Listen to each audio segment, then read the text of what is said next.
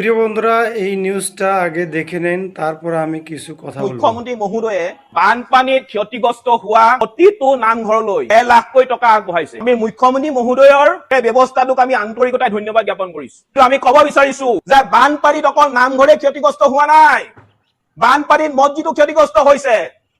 কিয় আপুনি ধৰ্মৰ বিচাৰ কৰি কেৱল মাত্ৰ নামঘৰ বিলাকত আপুনি সাহায্য ঘোষণা কৰিছে? আপুনি হিন্দুৰ মানুহখিনিও আপুনি মুখ্যমন্ত্ৰী, মুছলমানৰ মুখ্যমন্ত্ৰী, খ্ৰীষ্টানৰ মুখ্যমন্ত্ৰী, সকলো মানুহৰ আপুনি মুখ্যমন্ত্ৰী। গতিকে আপুনি নামঘৰৰ সমানে সমানে মছজিদতো কিন্তু সাহায্য দিয়াৰ ব্যৱস্থা কৰক।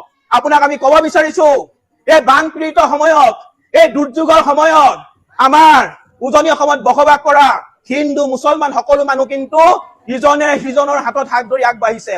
হিন্দু মানুহে ৰান্ধিছে, মুছলমানে খাইছে, মুছলমানে ৰান্ধিছে, হিন্দুৱে খাইছে। হিন্দু মানুহৰ ঘৰত মুছলমানক আশ্ৰয় দিয়া হৈছে আৰু মুছলমান মানুহৰ ঘৰত হিন্দুক আশ্ৰয় দিয়া হৈছে। আৰু আটাইতকৈ ডাঙৰ কথা কি জানেনে মুখ্যমন্ত্ৰী মহোদয়? শিৱসাগৰ জিলাৰ সন্তকত এটা মছজিদত হিন্দু মানুহক আশ্রয় দিয়া হয়েছে। তো চিতু বড় ডাঙরিয়া, আগে আপনি জি বলছেন, আজকে আপনার কথাগুলো শুনে খুব ভালো লেগেছে। আমি আপনাকে দিল সে স্যালুট জানাচ্ছি।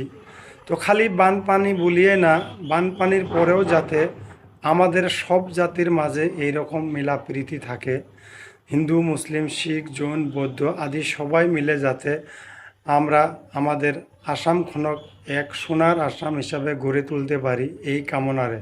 তো প্রিয় বন্ধুরা, ভিডিওটা দেখে কেমন লাগলো আপনাদের মতামত কমেন্টে জানাবেন। ধন্যবাদ।